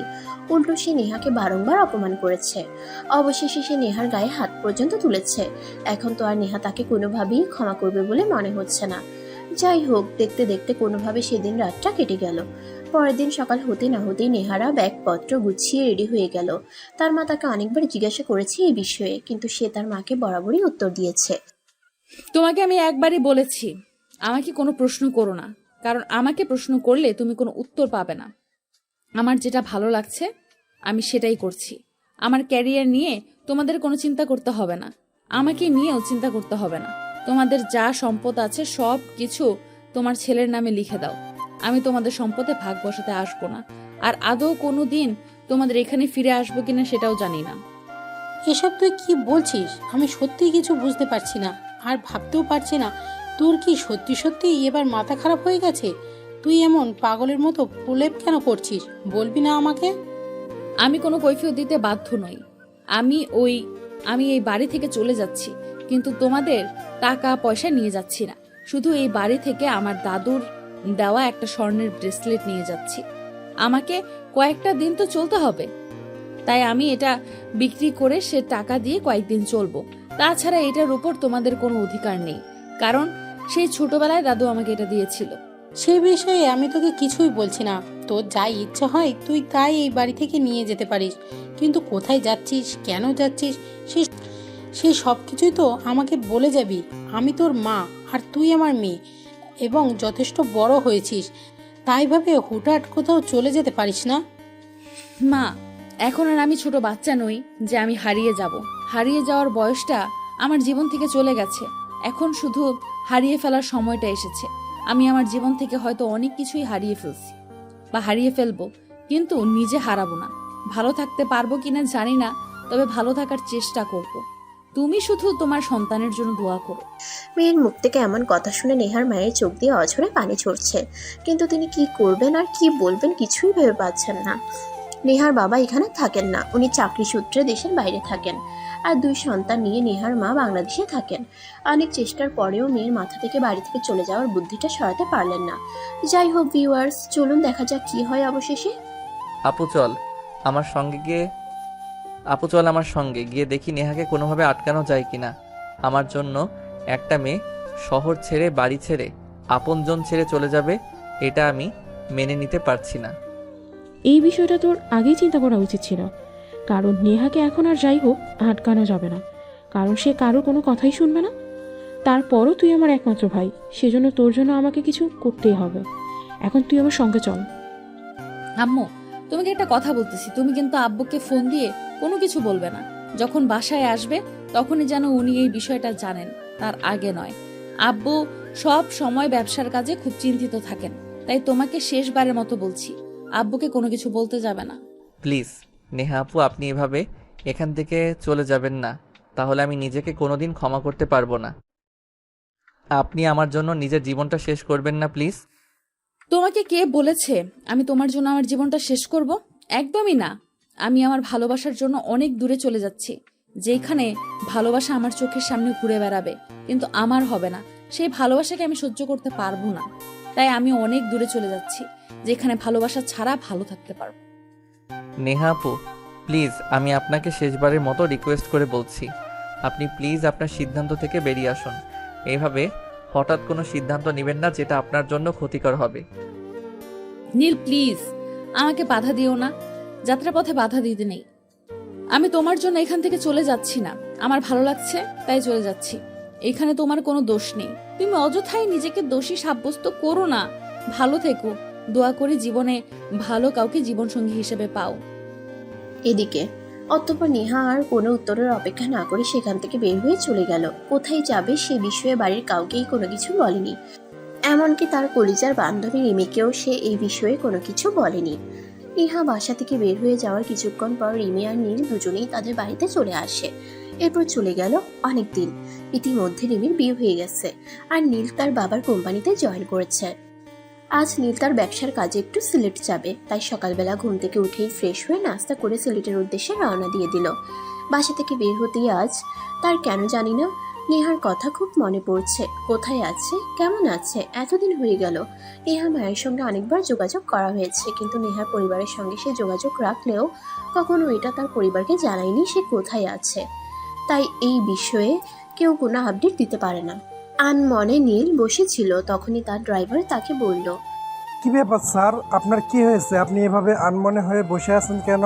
আপনাকে তো কখনো এরকম হতে দেখিনি। না, সেরকম কিছু নয়। আসলে আমার অতিথির একটা দিনের কথা আজ খুব মনে পড়ছে, তাই যাই হোক, এসব বিষয়ে আমি তোমার সঙ্গে আলোচনা করতে চাই না। তুমি তাড়াতাড়ি গাড়িটা চালাও, কারণ মিটিংয়ের টাইম হয়ে আসছে। হ্যাঁ স্যার, আমি গাড়ি চালাচ্ছি, তবে আপনাকে এইভাবে আনমনে বসে থাকবো দেখলে আমার না খুব খারাপ লাগে। আপনি প্লিজ এভাবে আনমনে বসে থাকবেন না, নিজেকে একটু রিফ্রেশ করুন। আমি একদম ঠিক আছি, এই বিষয়ে আপনাকে কোনো চিন্তা করতে হবে না। আর মেয়েদের খারাপ আপনাকে সেই অফিসের লোকেশনটা দিয়েছিল তো, সেই অফিসে আমরা আজ মিটিংয়ে যাচ্ছি। হ্যাঁ, ম্যানেজার সাহেবের দিতে মনে ছিল না, কিন্তু আমি নিজের থেকে ওনার কাছ থেকে লোকেশনটা চেয়ে এনেছি, কারণ আমি তো আজকের আগে কখনো এখানে আসিনি, তাই এখানকার কোনো কিছু সেরকম চেনা জানা নেই, তাই দরকার লাগবে বলে আমি নিয়ে এসেছি। আর হ্যাঁ, আমরা কিন্তু আমাদের লোকেশনের খুব কাছাকাছি চলে এসেছি। এখান থেকে হয়তো আমাদের লোকেশনে পৌঁছতে আর 1 ঘন্টার মতো সময় লাগবে। তুমি ড্রাইভার সাহেব জানে না মানে একটা বিষয় খুব অবাক লাগছে। ওই কোম্পানির নাম নেহা গ্রুপ অফ কোম্পানি কেন? স্যার, এইসব বাচ্চাদের মতো প্রশ্ন আমি আর নিতে পারছি না। ওই কোম্পানির মালিকের নাম হয়তো নেহা, তাই ওনার কোম্পানির এই নামকরণ করা হয়েছে, কিন্তু আপনি এমন বাচ্চাদের মতো প্রশ্ন কেন করছেন? আমি তো সেটাই বুঝতে পারছি না। আসলে আমি এই প্রশ্নটা করছি তার একটাই কারণ, এই নামটা আমার খুবই পরিচিত। কিন্তু আদৌ কি এই নামের মানুষটাই আমার সেই পরিচিত মানুষটা? আপনি এত চিন্তিত কেন হচ্ছেন আমি সেটা বুঝতে পারছি না। এই নামে আপনার যদি কেউ পরিচিত কেউ থাকে, তাহলে আমরা যে কোম্পানির সঙ্গে ডিল করতে যাচ্ছি সেই কোম্পানির এমডির কি সম্পর্ক থাকতে পারে? তাছাড়া হতেও পারে এই মেয়েটাকে পরিচিত কেউ নয়, ভাই এমনও হতে পারে আমরা যেই কোম্পানির সঙ্গে ডিল করতে যাচ্ছি আপনার নামের সেই মানুষটা হয়তো এই কোম্পানির এমডি। হ্যাঁ, আমারও কেন জানি না বারবার এরকম কিছুই মনে হচ্ছে, কিন্তু এখনো পর্যন্ত কনফার্ম হয়ে কোনো কিছুই বলতে পারছি না। যাই হোক, এখানে পৌঁছানোর পরই আসল ঘটনা জানা যাবে। এখন তুমি দ্রুত গাড়ি চালাও, আমার কেন জানি সময় কাটতে চাইছে না। অতঃপর ড্রাইভার আর কোনো কথা না বলে চুপচাপ গাড়ি চালাতে থাকলো। প্রায় 55 মিনিটের মাথায় সেই লোকেশনে এসে পৌঁছে গেল। কোম্পানির ভিতর ঢুকতেই রিসেপশনের মেয়েটা বলল, এক্সকিউজ মি স্যার, আমি যদি খুব বেশি ভুল না করে থাকি তাহলে আপনি নীল অফ গ্রুপ অফ কোম্পানির মালিক নীল চৌধুরী, তাই না? হ্যাঁ, আমি নীল চৌধুরী, আর আজ আপনাদের ম্যাডামের সঙ্গে আমার মিটিং আছে। আপনাদের ম্যাডাম কি এই মুহূর্তে অফিসে উপস্থিত আছেন? সরি ম্যাডাম, একটু আগে অফিসে নিয়েছিল, কিন্তু ওনার একটা দরকারি কাজ পড়ে গেছে, তাই একটু বের হয়েছে। তবে চিন্তার কোনো কারণ নেই, আপনি একটু ওয়েট করুন, ম্যাডাম 10 মিনিটের মধ্যে চলে আসবেন। ওকে ঠিক আছে, কোনো সমস্যা নেই, আমি ওয়েট করছি। তবে আমরা তো এখানে নতুন এসেছি, আমি এর আগে কখনো এই জায়গায় আসিনি, সেই জন্য এখানকার কোনো কিছু আমাদের চেনা জানা নেই। স্যার, আমি বুঝতে পেরেছি আপনি কোন বিষয়ে কথা বলতে চাইছেন। আপনার চিন্তার কোনো কারণ নেই। ম্যাডাম আমাকে আগেই বলেছিল আপনাদের জন্য গেস্ট ইউজার রুম বুক করে রাখতে। আমাদের অফিস থেকে 5 মিনিট পর একটা ভালো গেস্ট হাউস আছে, আর আমি সেইখানে আপনাদের থাকার ব্যবস্থা করছি। তাছাড়া ম্যাডাম আমাকে আরও বলেছে ম্যাডামের বাসা অফিস থেকে কাছে, আপনারা চাইলে ম্যাডামের বাসাও অতিরিক্ত গ্রহণ করতে পারেন। এতে ম্যাডামের কোনো প্রকার কোনো প্রবলেম হবে না। না চেনার কোনো প্রয়োজন হবে না, আমরা গেস্ট হাউসে থাকতে পারবো, আমাদের কোনো প্রবলেম নেই। যাই হোক, আপনি প্লিজ একবার আপনার ম্যাডামকে কল করে নিন, জানিয়ে দিন আমরা চলে এসেছি। এরপর রিসেপশনের মেয়েটা নীল ওয়েটিং রুমে বসে অপেক্ষা করতে থাকলো। প্রায় 10 মিনিট পরে রিসেপশনের মেয়েটা বলল, ম্যাডাম চলে এসেছেন, আপনাকে ওনার কেবিনে যেতে বলেছেন। আপনি প্লিজ আমার সঙ্গে আসুন, আমি আপনাকে ম্যাডামের কেবিন পর্যন্ত পৌঁছে দিচ্ছি। এখন ঋষি নীলকে নেহার কেবিন পর্যন্ত পৌঁছে দিয়ে সেখান থেকে চলে গেল। নীল কেবিনের দরজার সামনে দাঁড়িয়ে দেখতে পেল একটা মেয়ে খুব মনোযোগ সহকারে ল্যাপটপে কাজ করছে, কিন্তু তার সামনে ল্যাপটপ থাকায় তার চেহারাটা ভালোভাবে বোঝা যাচ্ছে না। তাছাড়া মেয়েটা সানগ্লাস পরা, তাই সে দরজার সামনে দাঁড়িয়েই বলল, এক্সকিউজ মি ম্যাডাম, আমি নীল গ্রুপ অফ ইন্ডাস্ট্রিজের একমাত্র মালিক নীল চৌধুরী। প্লিজ আপনি ভেতরে আসুন, আমি একটু জরুরি কাজে বাইরে চলে গেছিলাম, তাই আপনার সঙ্গে সময় মতো দেখা করতে পারিনি, তার জন্য আমি খুবই দুঃখিত। কথাটা বলতে বলতে নেহা মুখ তুলে তাকায়, আর নেহার চেহারা দেখতে পেয়ে নীল তো একেবারে অবাক, একদম থমকে যায়। আর সে বলতে থাকে, আরে না, আপনি এখানে, আমি তো ভাবতেই পারছি না। জানেন, আপনি ঢাকা থেকে চলে আসার পর আপনাকে খোঁজার জন্য কত চেষ্টা করেছি, কিন্তু কোথাও খুঁজে পাইনি। আজ ভাগ্যক্রমে ক্লায়েন্ট মিটিং করতে এসে এভাবে আপনার সঙ্গে আমার দেখা হয়ে যাবে, এটা তো আমার কল্পনার অতীত ছিল। মিস্টার নীল, এত অবাক হওয়ার কিছুই নেই। আসলে ভাগ্য কাকে কখন কোথায় নিয়ে যায় সেটা বলা যায় না। যেদিন আমি ঢাকা থেকে চলে এসেছিলাম, সেদিন ভেবেছিলাম আর কিছু পারি আর না পারি, হয়তো কিছু একটা করে নিজের পেট তো চালাতে পারবো। তাই সেদিন থেকে নিজের ভাগ্যের সঙ্গে যুদ্ধ করতে শুরু করি, আর যুদ্ধ করতে করতে আজ আমি এই জায়গায় এসে পৌঁছেছি। আপনি জেনে খুবই অবাক হবেন, আমি আপনার সঙ্গে সবকিছু জেনে শুনে কিন্তু আপনাকে ক্লায়েন্ট মিটিংয়ে দেখেছি। আরও একটা খুশির খবর আছে, আগামী সপ্তাহে কিন্তু আমি আবার বাবার সঙ্গে ক্লায়েন্ট মিটিংয়ে করতে যাচ্ছি, কিন্তু আমার বাবা আমার পরিচয় জানে না। মানে আপনি কি বলছেন আমি কিছুই বুঝতে পারছি না। আপনি বাড়ি থেকে চলে এসেছেন এত বছর হলো, আর এখনো আপনি আপনার পরিবারের সঙ্গে যোগাযোগ রাখেননি। আপনার বাবার জানেনই না যে আপনি এত বড় একটা কোম্পানির এমডি হয়েছেন। যেখানে আমার ভালোবাসার মানুষই আমাকে বুঝলো না, সেখানে আমি পরিবার দিয়ে আর কি করব। তাই এই পর্যন্ত আসার পরেও আমি আমার পরিবারকে কোনো কিছুই জানানোর প্রয়োজন মনে করিনি। যাই হোক, আপনি কি আপনার কোম্পানির কাজটা আমাদের দিচ্ছেন? দেখো নেহা, তোমাদের কোম্পানির কাজের সম্পর্কে কিন্তু আমি জেনে শুনে ভালোভাবে বুঝে তারপরেই অ্যাগ্রিমেন্ট করতে এসেছি, কিন্তু এই কোম্পানির এমডি তুমি, সেটা আমি সত্যিই জানতাম না। এখন তো তুমি জানো এই কোম্পানির এমডি আমি। এখন তোমার সিদ্ধান্ত কি? তুমি কি তোমার কোম্পানির কাজ আমাকে দিয়ে করাবে নাকি বাতিল? নেহা, তুমি আজকে আমার সঙ্গে ঢাকায় চলো। তোমার মা তোমাকে ছাড়া অনেক খারাপ আছে। তুমি তো, তোমার বাবা, আমায় একমাত্র সন্তান, তোমার বাবা দেশের বাইরে থাকেন, তোমার মা একা একা খুব খারাপ সময় কাটাচ্ছে। না, সেখান থেকে চলে এসেছি, সেখানে যাওয়ার পিছুটার নেই। তাছাড়া আরো একটা কথা, আমি খুব তাড়াতাড়ি বিয়ে করতে চলেছি। মানে এসব কি বলছো তুমি? আমি কিছুই বুঝতে পারছি না। তুমি তো আমাকে ভালোবাসতে, আর আমার ভালোবাসা পাওনি বলেই তো পরিবার ছেড়ে এখানে চলে এসেছিলে। এখন তুমি বিয়ে করতে চলেছ। অনেক, কাকে বিয়ে করছো আর কেন করছো? এত সব কথা এখন বলার সময় নেই, কারণ আমি তোমার পুরো কোম্পানিটার দায়িত্বে আমি একাই আছি। সব কিছু আমাকে একা হাতে সামাল দিতে হয়, তাই এত কথা বলে সময় নষ্ট করতে চাই না। তোমার সঙ্গে আমার কাজের ব্যাপারে এগ্রিমেন্ট করানোর আছে। তুমি যদি তোমার কোম্পানির কাজ আমার কোম্পানিকে নিয়ে করাও বা করাতে চাও, তাহলে এগ্রিমেন্ট করাতে পারো, আর নয়তো আসতে পারো। আমার একটা কাজ করতে হবে। এখন তোমার কোনো কাজ নেই। এখন তোমাকে আমার প্রশ্নের উত্তর দিতেই হবে। আমি কিন্তু আমার প্রশ্নের উত্তর না পেলে এখান থেকে কোথাও যাব না। সে তোমার ইচ্ছে, তোমার যা ইচ্ছে হয় তুমি তাই করতে পারো, তাতে আমার কোনো মতামত নেই। ও বেবি, তোমাকে আমি সেই কখন থেকে ফোন করছি, তুমি আমার ফোন তুলছো না কেন? তুমি জানো না তোমার সাথে কথা না বলে আমি থাকতে পারি না, আমার খুব খারাপ লাগে। কোম্পানির কাজ আমি করতে চাই, তাই ওনার সঙ্গে করেছিলাম, তাই তোমার ফোন তুলতে পারিনি। তুমি বিকেলে আমার বাসায় চলে এসো, তারপর তোমার সঙ্গে কথা হবে। নেহা, এসব কি হচ্ছে? এই ছেলেটা এভাবে তোমাকে আমার সামনে কিস করছে কেন? এই ছেলেটার কি না লজ্জা বলতে কিছুই নেই? নীল, এই হচ্ছে আমার বয়ফ্রেন্ড নিলয়। তার সঙ্গে আমি 3 বছর ধরে রিলেশনে আছি। আমরা খুব শীঘ্রই বিয়ে করতে চলেছি। তোমাকে কিন্তু অবশ্যই ইনভাইট করব, চলে এসো। Neha, please stop this nonsense. আমি এসব কিছু আর সহ্য করতে পারছি না। প্লিজ এবার এসব বন্ধ করো। বেবি, এটা কে? আর তোমার আমার মাঝখানে কথা বলছে কেন?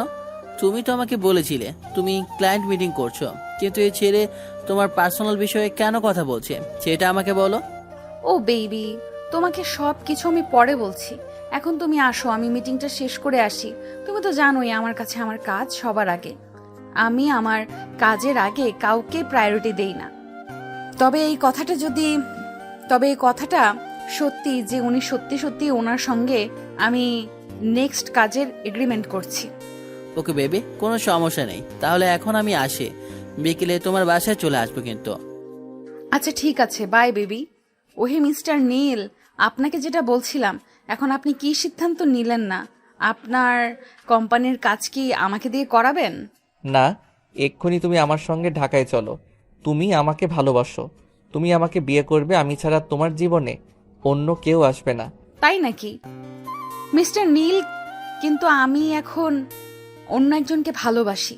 তাকে যেন অন্য কাউকে বিয়ে করা আমার পক্ষে সম্ভব না। আপনি দয়া করে আসতে পারেন। আর আপনার যদি মনে হয় আপনার কোম্পানির কাজটা আপনি আমাকে দিয়ে করাবেন, তাহলেই আপনি আমার সঙ্গে নেক্সট কন্ট্রাক্ট করবেন। আর নয়তো আমি আপনার সাথে কোনো কন্ট্রাক্ট রাখতে চাই না। এই কথাটা বলেই নীল নেহাকে টান দিয়ে তার পাজা খুলে তুলে নেয় আর কেবিন থেকে বের হয়ে আসে। সেটা দেখে রিসেপশনের মেয়েটা দৌড়ে এসে নীলের সামনে দাঁড়ায় আর বলে, এক্সকিউজ মি স্যার, এটা আপনি কি করছেন? আপনি আমাদের ম্যাডামকে এভাবে তুলে নিয়ে যাচ্ছেন কেন? কি আপনি? দয়া করে আমাদের ম্যাডামকে ছেড়ে দিন, তা না হলে কিন্তু আমি পুলিশকে কল করতে বাধ্য হব। এক্সকিউজ মি ম্যাডাম, এটা আমাদের দুজনের পার্সোনাল ব্যাপার।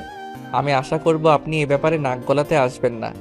আর যদি আমাদের দুজনের মাঝখানে আপনি নাক গলাতে আসেন, তাহলে কিন্তু আপনার সঙ্গে খারাপ কিছু হয়ে যেতে পারে বলে দিলাম। সো নিজে সেফ থাকুন। স্যার প্লিজ আপনি ম্যাডামকে ছেড়ে দিন। ম্যাডামের সঙ্গে এরকম কিছু করবেন না। দেখুন, ম্যাডাম একজনকে ভালোবাসে, আর সে যদি জানতে পারে আপনি ম্যাডামের সঙ্গে এসব কিছু করেছেন, তাহলে কি হবে আমি জাস্ট ভাবতেই পারছি না। ও তাই নাকি?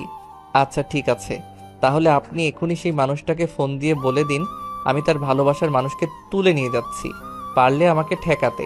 নীল, এখন কিন্তু একদম বেশি বাড়াবাড়ি হয়ে যাচ্ছে। তুমি কেন করছো আমার সঙ্গে এরকমটা? প্লিজ আমাকে ছেড়ে দাও। নিলয় জানতে পারলে খুব রেগে যাবে। আমি চাই না তোমার কারণে নিলয় আমাকে ভুল বুঝবে। প্লিজ আমাকে ছেড়ে দাও। নেহা, আর একটাও কথা নয়।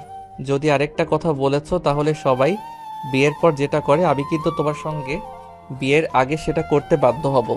কারণ আমি এখন আর আগের নীল নেই, আমি অনেকটা বদলে গেছি। তোমাকে আমি সারা বাংলাদেশে তন্ন তন্ন করে খুঁজে বেরিয়েছি, কিন্তু কোথাও তোমার সারাটা পর্যন্ত দেখতে পারিনি। আর আজ তোমাকে আমি হাতের কাছে পেয়ে তোমায় ফেলে চলে যাব, এটা তুমি ভাবলে কি করে বলো? অতঃপর নীল তাকে আর কোনো কথা বলার সুযোগ না দিয়ে সোজা গাড়িতে তুলে নিল আর সেখান থেকে ড্রাইভারকে গাড়ি স্টার্ট করে সোজা ঢাকায় চলে আসতে বলল। সারা রাস্তা নেহা কান্না করতে করতে এসেছে। নীল তার সঙ্গে অনেকবার কথা বলার চেষ্টা করলেও সে কোনো কথা বলেনি। সে প্রচণ্ড পরিমাণে রেগে আছে নীলের উপর। নেহা প্লিজ, তুমি এভাবে কান্না করো না। তুমি কান্না করলে আমার একদমই ভালো লাগে না। সেদিন তোমাকে যে কষ্টটা দিয়েছি তার জন্য আমি এতদিন ধরে অনুতপ্ত হচ্ছি, কিন্তু তারপরও কেন জানি আমার পাপের প্রায়শ্চিত্ত তো চিন্তা হয়েছে বলে মনে হয় না। আর এখন যদি তুমি এমন করো তাহলে কিন্তু আমি কিছু একটা করে বসবো বলে দিলাম। তোমার যা ইচ্ছে তুমি তাই করতে পারো, আমার বিন্দুমাত্র আপত্তি নেই তাতে। কারণ আমি যেদিন তোমাকে ভালোবেসেছিলাম সেদিন তুমি আমার ভালোবাসার গুরুত্ব দাওনি, আর আজ তুমি আমাকে তোমার ভালোবাসা দেখাতে এসেছো। তোমার ভালোবাসার কোনো মূল্য আছে? নেই আমার কাছে, বুঝতে পেরেছো? ওকে, প্রবলেম নাই। যেখানে ভালোবাসার মূল্য নাই সেখান থেকে কিভাবে মূল্য বুঝে নিতে হয় সেটা আমি খুব ভালো করেই জানি। তাই তোমার চিন্তার কোনো কারণ নেই, তুমি শুধু চুপচাপ গাড়িতে বসে থাকো। হয় তখন নীল নেহার সঙ্গে আর কোনো কথা বলল না, চুপচাপ বসে রইল। এদিকে ড্রাইভার গাড়ি চালাতে থাকলো। আর রাত প্রায় 12টার কাছাকাছি হবে তখন তারা ঢাকায় এসে পৌঁছালো। গাড়ি থেকে নামিয়ে নীল তাকে নিয়ে বাড়ির দরজার সামনে এসে দাঁড়ালো আর কলিং বেল চাপ দিল। কিছুক্ষণের মধ্যে রিমি আর তার মা এসে দরজা খুলে দিল। নেহাকে দেখতে পেয়ে রিমি দৌড়ে এসে তাকে জড়িয়ে ধরে বলতে লাগলো, কেমন আছিস দোস্ত? কিছুদিন ধরে তোকে দেখি না। আমার জন্য খুব মন কাঁদছিল রে। আমাকে ঢং দেখাতে আসিস না। কেন তোর ভাই আমাকে তুলে এনেছে সেটা আগে বল। ও তাই নাকি? আমার ভাই তোকে কেন তুলে এনেছে সেটা জানিস তুই? ঠিক আছে, তাহলে তুই চল আমার সঙ্গে ভিতরে, তারপর তোকে আমি দেখাচ্ছি আমার ভাই তোকে কেন তুলে এনেছে। এই কথা বলে রিমি নেহাকে নিয়ে ভিতরের রুমে চলে গেল। নেহা রুমে গিয়ে একদম সারপ্রাইজ, তার সঙ্গে এমন কিছু হতে চলেছে সেটা কোনোদিন কল্পনাও করেনি। রুমের ভিতর নেহার বাবা মা থেকে শুরু করে নীলের পরিবারের সকলে উপস্থিত। নেহা যেই না রুমের ভিতর প্রবেশ করলো তখনই উপস্থিত সবাই নেহার দিকে ফুল ছুঁড়ে দিতে দিতে বলতে লাগলো, happy birthday to you, happy birthday to you dear Neha. Happy birthday to you, happy birthday to you dear Neha. বাবা মা এইসব কি? আর এইসব তোমরা কেন করছো? আমি তো কিছুই বুঝতে পারছি না। আজ তোমার জন্মদিন, তাই তোমাকে জন্মদিনের সারপ্রাইজ দিলাম। কেমন হয়েছে বলো? আজ আমার জন্মদিন, সেটা তো আমার নিজেরই মনে ছিল না, কিন্তু তোমরা কিভাবে মনে রাখলে আমি তো সেটাই বুঝতে পারছি না। আর সবচেয়ে বড় কথা সেটা হলো আমার খোঁজ তোমরা কিভাবে পেলে? তোকে এটার উত্তর অন্য কেউ দিতে পারবে না, আমি তোকে দিচ্ছি। আমার ভাই পড়াশোনা শেষ করে আমার বাবার ব্যবসার দেখাশোনা করছে, সেটা তুই খুব ভালো করেই জানিস। একদিন আমি ল্যাপটপে টেপাটেপি করছিলাম, তখনই হঠাৎ তোর একটা ছবি ফেসবুকে দেখতে পেলাম। কিন্তু যেই মানুষটার আইডি থেকে ছবিটা পোস্ট করা হয়েছে সেই মানুষটাকে আমি অনেকদিন ধরে নক করেও কোনো রিপ্লাই পাচ্ছিলাম না। অবশেষে গত পরশু দিন সেই মানুষটা আমাকে রিপ্লাই করে, আর আমি তোর বিষয়ে সব কিছু জানতে পারি। আর সব কিছু জেনে শুনে আমি নীলকে সব কিছু বলি, আর সব কিছু বলার পরে নীল তার প্ল্যান অনুযায়ী কাজটা করেছে। হ্যাঁ নেয়া, তুই আমাদের ছেড়ে চলে যাওয়ার পর থেকেই নীল, আমি আর তোর বাবা আমরা সবাই তোকে অনেক খোঁজার চেষ্টা করেছি, কিন্তু তোকে কোথাও খুঁজে পাইনি। তুই এইভাবে আমাদের ছেড়ে এত দূরে চলে যাবে এটা আমাদের কল্পনাতেও ছিল না। যাই হোক, অবশেষে তোর খোঁজ পেয়ে তোকে আমরা আমাদের কাছে ফিরে পেয়েছি, এটা আমাদের জন্য অনেক বড় পাওয়া। এরপর আমার আর কিছুই চাই না। কিন্তু মা, নীল আমাকে এভাবে তুলে নিয়ে আসলো কেন? সে তো দেখছিল আমি আমার অফিসের গুরুত্বপূর্ণ কাজে ব্যস্ত ছিলাম। আমার অফিসটা এখন কে সামলাবে সেটা আমাকে বলো। সেসব নিয়ে তোমার চিন্তা করার কোনো প্রয়োজন নেই, কারণ আমি আমার ম্যানেজারকে সেখানে রেখে এসেছি। আমার ম্যানেজার আমার মতোই কর্মদক্ষ, যে তোমার অফিস থেকে খুব সহজে আর ভালোভাবে হ্যান্ডেল করে নেবে। এই বিষয়ে তোমাকে কোনো টেনশন করতে হবে না। নীল একদম ঠিক কথাই বলেছে, আমাদের ম্যানেজার সাহেব তোদের অফিসটা কি অনেক সুন্দরভাবেই হ্যান্ডেল করতে পারবে। যাই হোক, তোকে আরও অনেকটা গুড নিউজ দেওয়ার আছে। আমরা সবাই মিলে কিন্তু তোর আর নীলের বিয়ের অ্যারেঞ্জমেন্ট করে রেখেছি। আমরা কিন্তু এই সপ্তাহের মধ্যেই তোদের বিয়ের কাজটা শেষ করতে চাই। কিসের বিয়ে, কার বিয়ে, আর কার সঙ্গে বিয়ে? আমি তো কিছুই বুঝতে পারছি না। এত কিছু তোর জানা বোঝার কোনো প্রয়োজন নেই। বিয়ে ঠিক হবে এটাই ঠিক, আর নীলের সঙ্গেই তোর বিয়ে ঠিক হবে। আমি নীলকে কেন বিয়ে করব? আমি অন্য একজনকে ভালোবাসি, তার সঙ্গে খুব তাড়াতাড়ি আমার বিয়ে হতে চলেছে, আর তাকে বিয়ে করব বলে আমি কথা দিয়েছি। এই মুহূর্তে অন্য কাউকে আমি কেন বিয়ে করব বলো? দেখ, তোর মতো আমার মাথাটা খারাপ হয়নি যে আমি তোর মতো প্রলেপ ভুগবো। তোর জীবনে একটাই ভালোবাসার মানুষ আছে, আর সেটা হলো নীল। নীল ছাড়া তুই কোনোদিনও কাউকে ভালোবাসতে পারিস না। হ্যাঁ মামুনি, যদিও আমি এই বিষয়টা আগে জানতাম না, কিন্তু পরে যখন জানতে পেরেছি তখন আমি দেশেই ছিলাম, আর আমি খুব কাছে থেকে দেখেছি নীল তোমাকে ছাড়া থাকতে কতটা কষ্ট পেয়েছি, তাই আমি পাপা হিসেবে তোমাকে রিকোয়েস্ট করে বলতে চাই, নীলকে তুমি আর কষ্ট দিও না। বাবা প্লিজ, তোমরা কেউ আমার উপর জোর করে কোনো সিদ্ধান্ত চাপিয়ে দেওয়ার চেষ্টা করো না, কারণ আমি নীলকে ভালোবাসতাম, এখন আর বাসি না, কারণ এখন আমি অন্য একজনকে ভালোবাসি, আর তাকেই আমি আমার জীবনসঙ্গী করে নেব বলে কথা দিয়েছি। কথাটা বলতে না বলতেই নেহার হাতে থাকা মোবাইলের রিংটোন বেজে উঠল। নেহা মোবাইলটা হাতে নিয়ে দেখে তাকে নীলয় ফোন করেছে। তখনই সে সবাইকে উদ্দেশ্য করে বলতে থাকে, এই যে দেখো, আমার সেই ভালোবাসার মানুষ আমাকে ফোন করেছে। আমি তোমাদের সবার সামনেই তার সঙ্গে কথা বলছি, আর তোমরা শুধু শুনো। হ্যালো বেবি, বলো। তোমার অ্যাসিস্ট্যান্ট এইমাত্র আমাকে ফোন করেছিল, তোমাকে নাকি কেউ একজন তুলে নিয়ে গেছে। কিসে তার এত বড় সাহস যে আমার হবু বউকে তার অফিস থেকে তুলে নিয়ে যায়? কথাগুলো খুব কাছ থেকে নীল শুনছিল, আর তখনই নেহার হাত থেকে মোবাইলটা টান দিয়ে নিয়ে নেয় আর বলতে থাকে, আব্বে সালা, আমি তোর দুলাভাই হই। নেহাকে এই সপ্তাহের মধ্যেই আমি বিয়ে করব, আর বিয়ের পর হানিমুনে তোদের এলাকাতেই আসছি, বুঝতে পেরেছিস? তোর সাহস দেখে আমি অবাক না হয়ে পারছি না। তুই আমার গার্লফ্রেন্ডকে তুলে নিয়ে গেছিস আর আমাকে একরকম ধমকাচ্ছিস। সমস্যা নেই, আমিও দেখে নিতে চাই তোর বুকের পাটা কত বড়। আমি তোর সামনে থেকে নেহাকে তুলে নিয়ে আসবো, পারলে আটকে দেখাস। সাহস থাকলে ঢাকায় চলে আয়, সামনাসামনি কথা হবে। তোর মতো উগান্ডার বংশধরের সঙ্গে কথা বলে আমি আমার মূল্যবান সময় নষ্ট করতে চাই না, বুঝতে পেরেছিস? রাখছি, আল্লাহ হাফেজ। এই কথা বলে নীল ফোনটা কেটে দেয়। আর এদিকে নেহার আগে ফুসফুস করছে, কারণ নীল তার বয়ফ্রেন্ডের সঙ্গে এরকম আচরণ করবে এটা তার ধারণার মধ্যেও ছিল না। যাই হোক, চলুন দেখা যাক কি হয়। নীল, এটা তুমি কি করলে? তুমি আমার বয়ফ্রেন্ডের সঙ্গে এরকম আচরণ কেন করলে? তুমি কি ভেবেছো এই সব কিছু করে তুমি আমাকে এখানে আটকে রাখবে? কোনো দিনও পারবে না। তুমি আমাকে এখানে আটকে রাখতে আমি এক্ষুনি এখান থেকে চলে যাব। পারলে তুমি আমাকে আটকে দেখাও। ও তাই নাকি? মাই চেয়ার, আচ্ছা ঠিক আছে, আমিও দেখতে চাই তুমি কিভাবে এখানে আমার সামনে থেকে চলে যেতে পারো। যদি তুমি আজ এই মুহূর্তে আমার সামনে থেকে চলে যেতে পারো, তাহলে আমি কোনোদিনও তোমার পেছনে পড়ে থাকবো না। কিন্তু যদি আজ আমি তোমাকে আটকে রাখতে পারি, তাহলে সারা জীবন আমার কাছে বন্দি করে রাখবো, বলে দিলাম। কথাটা বলতে না বলতেই নেহা সেখান থেকে চলে যেতে চাইছিল, কিন্তু নীল তখন আর এক মুহূর্ত দেরি না করে নেহাকে পাজা করে তুলে নিল, আর সঙ্গে সঙ্গেই নেহাকে তার রুমে নিয়ে চলে গেল। এটা দেখে নেহা যদিও একটু ভয় পেয়েছিল, কিন্তু তাকে ভয় পেলে চলবে না, তাই সে মনে সাহস নিয়ে নীলকে বলে, তুমি কি ভেবেছো তুমি আমাকে রুমের মধ্যে বন্দি করে রাখবে আর আমি এখানে থেকে যাব? আমি যেইভাবেই হোক এখান থেকে চলে যাবই যাব। ও তাই নাকি? আচ্ছা ঠিক আছে, দেখা যাক তুমি কিভাবে। এখন দেখে যাও, জাস্ট 1 মিনিট ওয়েট করো, আমি রুমের দরজাটা শুধু লাগিয়ে দিয়ে আসি, তারপর তোমার সঙ্গে T20 ফাইনাল ম্যাচ খেলার প্রস্তুতি নেই। নেহা নীলের এই কথার কোনো মানে বুঝতে পারল না। সে নীলকে কিছু জিজ্ঞাসা করতে চাইছিল, কিন্তু তার আগে নীল রুমের দরজাটা বন্ধ করে দিয়ে নেহাকে ধাক্কা দিয়ে বিছানার উপরে ফেলে দিল, আর সঙ্গে সঙ্গে নেহার শরীর থেকে সমস্ত কাপড় খুলে নিতে শুরু করলো। এটা দেখে নেহা অনেকটাই ভয় পেয়ে যায় আর বলতে থাকে, এই নীল, কি করছো তুমি?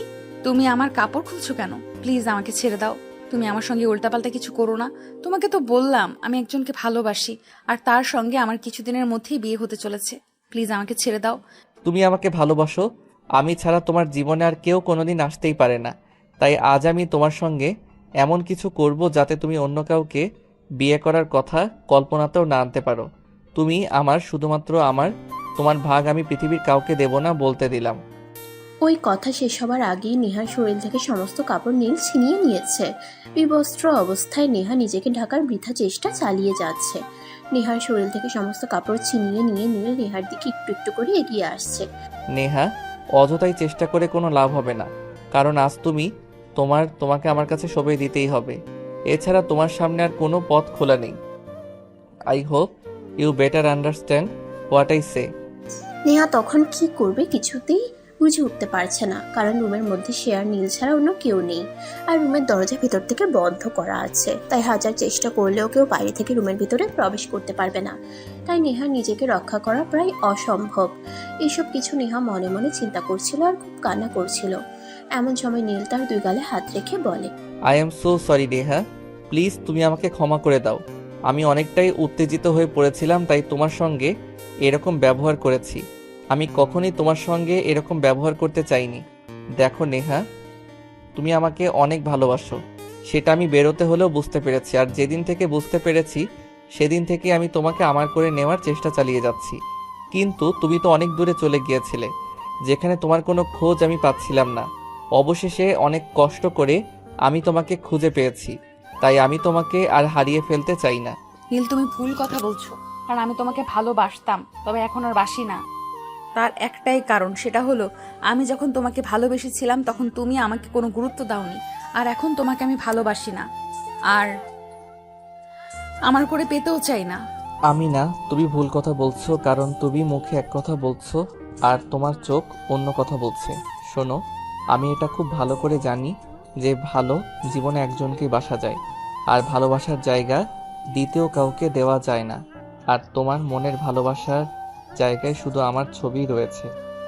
নীল প্লিজ, আমি তোমাকে রিকোয়েস্ট করে বলছি এবং শেষবারের মতো বলছি, তুমি আমার সঙ্গে দয়া করে উল্টাপাল্টা কিছু করো না। কারণ আমি নিলয়কে কথা দিয়েছি কিছুদিনের মধ্যেই তাকে বিয়ে করব। আমি আমার দেওয়া কথার বরখেলাপ করতে পারি না। সো প্লিজ তুমি আমাকে এখান থেকে যেতে দাও। হ্যাঁ ঠিক আছে, আমি তোমাকে এখান থেকে চলে যেতে দিব, কিন্তু যদি তুমি সত্যি এটা প্রমাণ করতে পারো যে নিলয় তোমাকে সত্যিই ভালোবাসে, আর যদি তুমি এটা প্রমাণ করতে না পারো, তাহলে কিন্তু সারা জীবনের জন্য তোমাকে আমার কাছেই থেকে যেতে হবে, আর সারা জীবন আমার জ্বালাতন সহ্য করতে হবে। ওকে ঠিক আছে, চ্যালেঞ্জ অ্যাকসেপ্টেড। এই কথা বলে নীল নিজের হাতে নেহার কাপড় তার দিকে এগিয়ে দেয়, আর নেহা কাপড় চোপড় ঠিক করে রুম থেকে বের হয়ে চলে যায়। এদিকে রুম থেকে বের হওয়ার পরপরই রিমি নেহার সামনে এসে দাঁড়ায়। কিরে, আমার ভাই কি তোকে এত তাড়াতাড়ি ছেড়ে দিল? কি হয়েছে? ঝামেলা করিসনি তো কোনো? না, তোর ভাইয়ের সঙ্গে আমি কেন ঝামেলা করতে যাব? তোর ভাই তো আমার সঙ্গে ঝামেলা করতে চেয়েছিল। যাই হোক, তোর ভাই আমাকে চ্যালেঞ্জ করেছে। নিলয় আমাকে ভালোবাসে, এটা যদি প্রমাণ করতে পারি তাহলে সারা জীবনের জন্য আমার পথ থেকে সরে দাঁড়াবে। আর যদি আমি এটা প্রমাণ করতে না পারি তাহলে আমি তোর ভাইকে মেনে নেব। আমার মনে হয় অযথাই ঝামেলা না করে আমার ভাইকে মেনে নেওয়াটাই তোর জন্য ভালো হবে। কারণ আমার ভাই কোনো কিছু না জেনে শুনে এমন সিদ্ধান্ত নেয় না। সে হয়তো নিলয়ের সম্পর্কে কোনো এভিডেন্স পেয়েছে, যার কারণে সে তোকে কনফিডেন্টলি এই কথাগুলো বলতে পারছে। শোন, দুনিয়াটা এত সহজ নয়, আর সব কিছু এত মগের মুল্লুক নয় যে বললেই হয়ে যায়। নিলয় কোথায় থাকে আর তোর ভাই কোথায় থাকে, আর সেখানে নিলয়ের সম্পর্কে কোনো এভিডেন্স পাওয়া তোর ভাইয়ের পক্ষে এত সহজ বলে আমি মনে করছি না। তার মানে আমি বা আমরা তোকে যতই বোঝানোর চেষ্টা করি না কেন, তুই কোনো কিছু বুঝবি না, এটাই ঠিক করে নিয়েছিস। আচ্ছা ঠিক আছে, আমাদের কোনো সমস্যা নেই, তোর যা ভালো মনে হয় তুই কর। তারপর রিমি নেহার সঙ্গে আর কোনো কথা বলল না। নেহাও তার সঙ্গে কোনো কথা না বলে সেখান থেকে বের হয়ে সোজা নিজেদের বাড়িতে চলে গেল। আর সেখানে যেতেই তার বাবা তাকে বলল, মামুনি, তুমি অনেক দিন পর এখানে ফিরে এসেছো। অনেক দিন ধরে তোমাকে সঙ্গে নিয়ে বসে খাওয়া দাওয়া করা হয় না। তুমি ফিরে এসেছো, সেই আনন্দে আজ তোমার মা অনেক কিছু রান্নাবান্না আয়োজন করেছে। তাই বলছে কি, তুমি ফ্রেশ হয়ে আসো, সবাই একসঙ্গে বসে খাবার খাবো। নেহা তার বাবাকে কোনো উত্তর না দিয়ে চুপচাপ সেখান থেকে নিজের রুমে চলে যায়। আর তারপর ফ্রেশ হয়ে প্রায় আধা ঘন্টা পর নিচে ফিরে আসে।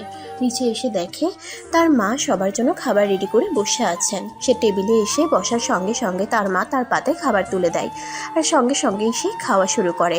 অনেকদিন পর নিজের মায়ের হাতে রান্না খায়। পরম তৃপ্তি সহকারে নেহা খাবার শেষ করে। নেহা দেখো, তুমি আমাদের একমাত্র আদরের রাজকন্যা। ছোটবেলা থেকে অনেক আদর করে তোমাকে আমরা মানুষ করেছি, তবে কতটুকু মানুষ করেছি সেই বিষয়ে আমি যথেষ্ট সন্দেহাতীত। যাই হোক, সেই সব বিষয় নিয়ে এখন আমি আলোচনা করতে চাই না। এখন আমি তোমাকে সেটা বলতে চাই, সেটা হলো আমরা সবাই আর অনেক চিন্তাভাবনা করেই সিদ্ধান্ত নিয়েছি নীলের সঙ্গে তোমার বিয়েটা হওয়া উচিত। ঠিক কোন কারণে তোমাদের মনে হচ্ছে নীলের সঙ্গে আমার বিয়েটা হওয়া উচিত, সেটা আমি কোনোভাবেই বুঝতে পারছি না। অন্য কোনো কারণ নেই, আমাদের কোনো স্বার্থসিদ্ধিও নেই। শুধু একটাই কারণ, তুমি নিজেকে ভালোবাসো আর নীল তোমাকে ভালোবাসে। দুজনেই যেহেতু দুজনকে এত ভালোবাসো, তাই আমাদের মনে হয় তোমাদের আর দূরে থাকা উচিত নয়। আমাদের মনে হচ্ছে যত দ্রুত সম্ভব তোমাদের দুজনকে এক করে দিতে পারলে আমাদের মুক্তি। তাই বাবা, আমি নীলকে ভালোবাসতাম, তবে এখন আর ভালোবাসি না। আমি এখন অন্য একজনকে ভালোবাসি, আর সেই জন্যই আমি নিজেকে চ্যালেঞ্জ করে এসেছি।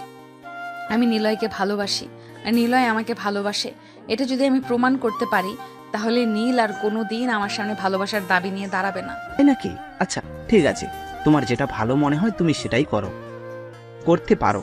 আমি তোমাকে আর কোনো বাধা দেব না, কারণ তুমি এখন অ্যাডাল্ট। তখন নেহা আর কোনো কথা না বলে চুপচাপ নিজে রুমে চলে গেল। অন্যদিকে নীল তার প্ল্যান মাফিক কাজ করতে থাকে, কারণ সে খুব ভালো করেই জানতো নিলয় আর যাই হোক কোনো ভালো ছেলে হতে পারে না। তাই সে তার পরিচিত এক বান্ধবীকে নিলয়ের পিছনে লাগিয়ে দেয়, আর 3 দিনের মধ্যেই তাদের প্রেম হয়ে যায়। আজ নিলয় তার নতুন প্রেমিকার সঙ্গে ডেটিংয়ে যাবে, আর সেই জন্যই নীল হ্যাঁকে সকালবেলা ফোন দেয়। নেহা, আজ বিকেলে তুমি আমার সঙ্গে এক জায়গায় যাবে, তোমার জন্য একটা বিশাল সারপ্রাইজ অপেক্ষা করছে সেখানে। সারপ্রাইজ? সেটাও আবার তুমি দিবে? সেখানে তো আমার একদমই যাওয়া চলে না, কারণ তোমার মতো মানুষের সঙ্গে আর যাই হোক কোথাও যাওয়া যায় না। তাই আমি তোমার সঙ্গে কোথাও যাচ্ছি না। নেহা, সারপ্রাইজ আমি তোমাকে দেব না, অন্য কেউ তোমাকে দেবে, তবে সেখানে তোমাকে যেতেই হবে। আর তুমি যদি নিজের ইচ্ছায় যেতে না চাও, তাহলে আমাকে জোর করে তোমাকে নিয়ে যেতে হবে। মানে তুমি কি বলতে চাইছো? আমি কিছুই বুঝতে পারছি না। তুমি আমাকে জোর করে নিয়ে যাবে, কিন্তু কেন?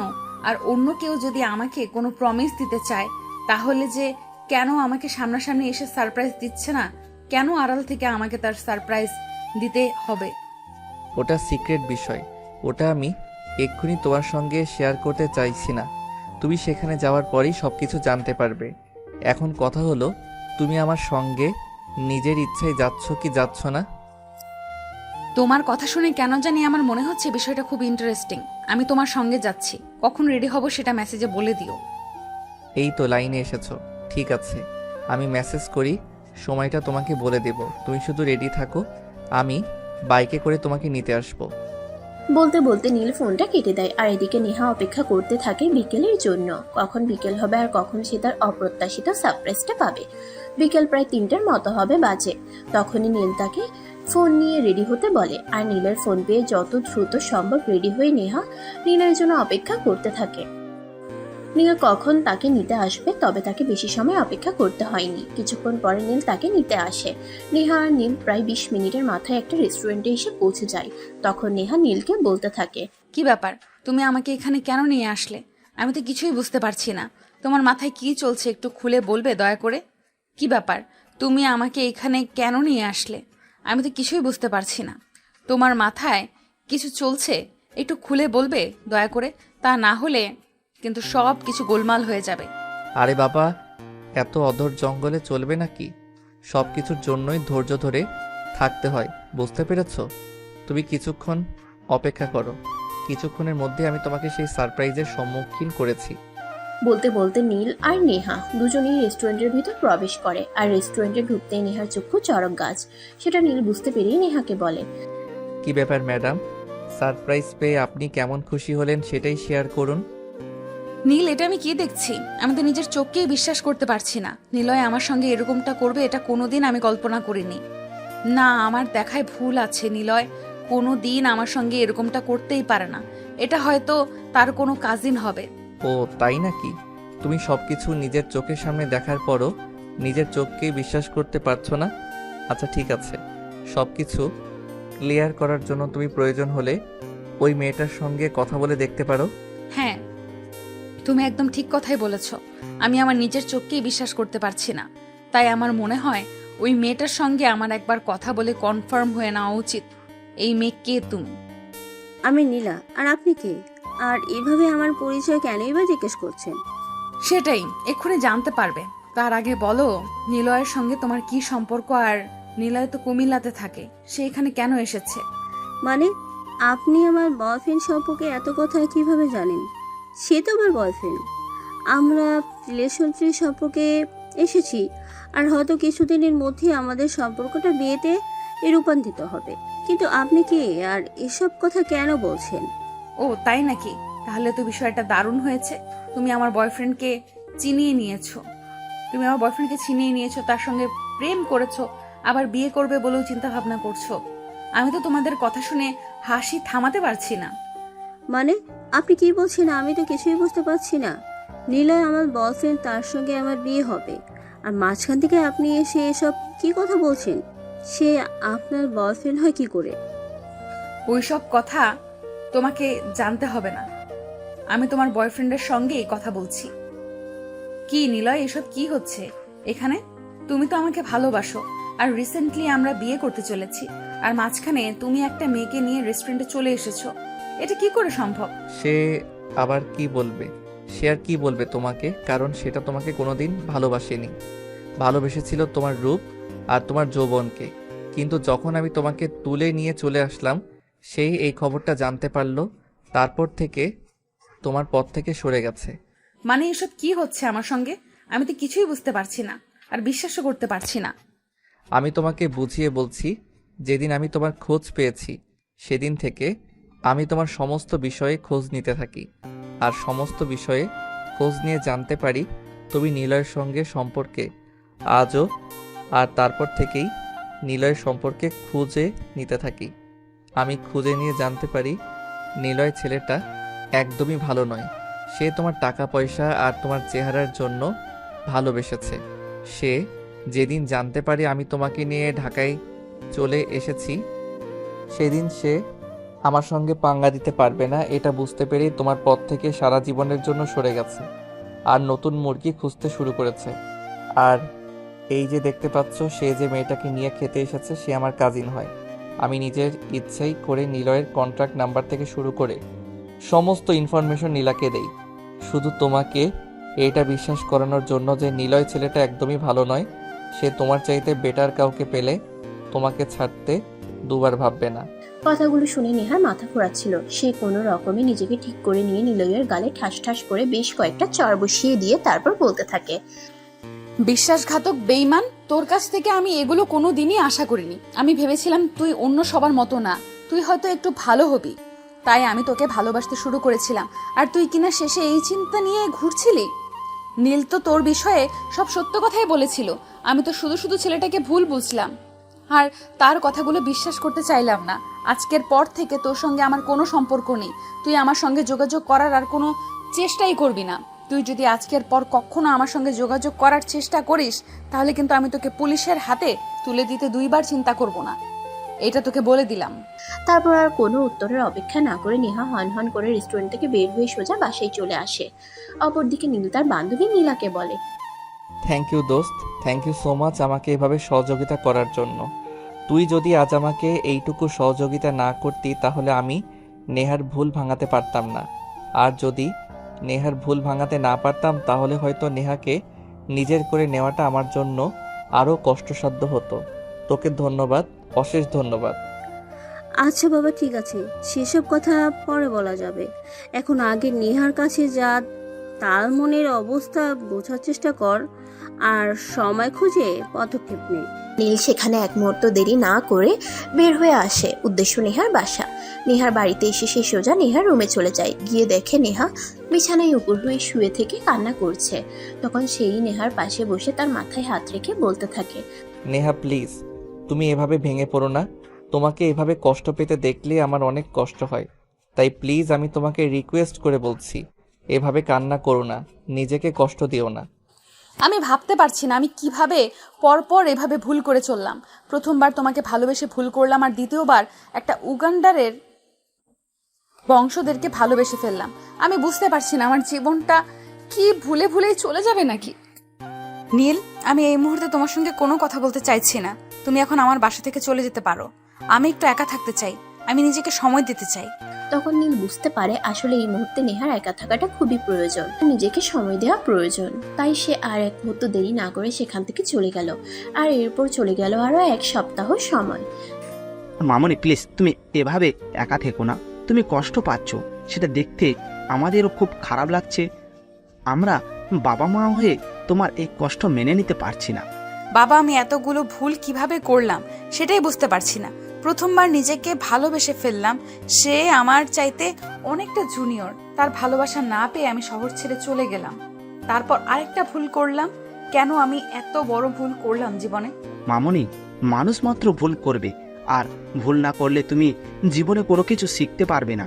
তাই তাই আমি বলবো ভুল করা জীবনে ভালো একটা কাজ, কারণ ভুল করলেই তুমি নতুন কিছু শিখতে পারবে। তাই আমার মনে হয় এখন তোমার সঙ্গে যা হবে সব ভালো হবে। নীল তোমাকে পাগলের মতো ভালোবাসে। তুমি শহর ছেড়ে চলে যাওয়ার পর থেকে ছেলেটা তোমাকে সারা শহর পাগলের মতো খুঁজেছে, আর যখন তোমার হদিস পেয়েছে তখন পাগলের মতো সেখানে ছুটে চলে গেছে।